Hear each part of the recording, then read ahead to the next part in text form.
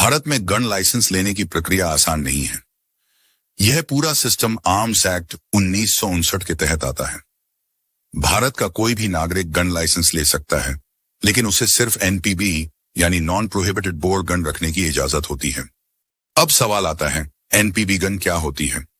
NPB gun वो हथियार होते हैं जिनकी ताकत सीमित होती है और जिन्हें आम नागरिक अपनी सुरक्षा के लिए रख सकते हैं, जैसे कि .32 bore revolver, .315 bore rifle, bore shotgun. ये गन आत्मरक्षा, खेल, शूटिंग स्पोर्ट्स और खेती में जंगली जानवरों से सुरक्षा के लिए इस्तेमाल होती हैं। इसके विपरीत प्रोहिबिटेड बोर यानी सेना या पुलिस में इस्तेमाल होने वाले ज्यादा ताकतवर हथियार आम जनता के लिए प्रतिबंधित हैं। गन लाइसेंस के लिए आवेदन कैसे करें? गन लाइसेंस के लिए आपको सबसे पहले अपने जिले के पुलिस सुपरिंटेंडेंट ऑफिस से फॉर्म लेना होगा। आजकल कई राज्यों में आप ऑनलाइन आवेदन भी कर सकते हैं।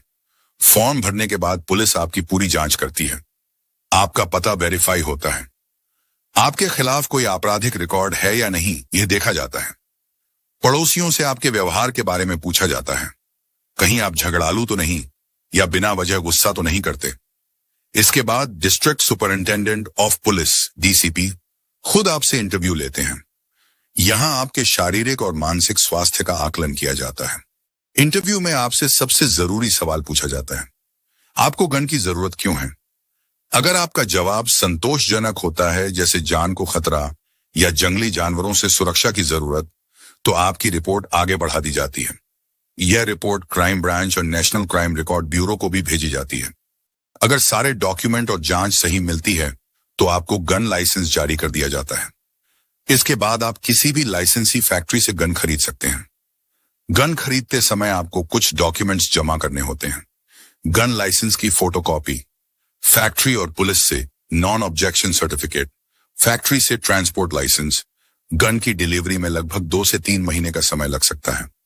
लाइसेंस की वैधता खत्म होने से पहले आपको उसे रिन्यू कराना होता है। रिन्यूअल के समय आपको गन और पुराने लाइसेंस के साथ फिर से जरूरी दस्तावेज दिखाने पड़ते हैं। अगर आप अपनी गन बेचना चाहते हैं तो एक एप्लीकेशन पर ₹5 का कोर्ट स्टैंप लगाकर अपनी गन लाइसेंस की कॉपी के साथ आर्म्स ब्रांच को सूचित करना जरूरी होता है। अगर कोई प्रवासी भारतीय नागरिक भारत में गन लाइसेंस लेना चाहता है, तो उसे यह साबित करना होगा कि उसका भारत में स्थायी निवास है। सिर्फ कुछ हफ्तों या महीनों के लिए भारत आने वाले एनआरआई के लिए गन लाइसेंस मिलना बेहद मुश्किल है। गन लाइसेंस रद्द कैसे हो सकता है? अगर कोई व्यक्ति गन लाइसेंस लेते समय झूठी जानकारी देता है या जरूरी बातें छुपाता है, तो अधिकारियों को उसका लाइसेंस रद्द करने का अधिकार होता है। अगर उस व्यक्ति से सार्वजनिक सुरक्षा का खतरा महसूस होता हो, तो भी लाइसेंस को सस्पेंड किया जा सकता है। अगर लाइसेंस की अवधि खत्म होने के बाद भी गन को न लौटाया जाए, तो भी लाइसेंस रद्द किया जा सकता है। तो दोस्तों, गन लाइसेंस लेना भारत में संभव जरूर है, लेकिन इसके लिए ईमानदारी, सही दस्तावेज और एक जायज कारण होना बेहद जरूरी है। अगर आपको यह जानकारी उपयोगी लगी हो, तो वीडियो को लाइक करें और ऐसी ही और जानकारियों के लिए चैनल को सब्सक्राइब करना न भूलें। धन्यवाद।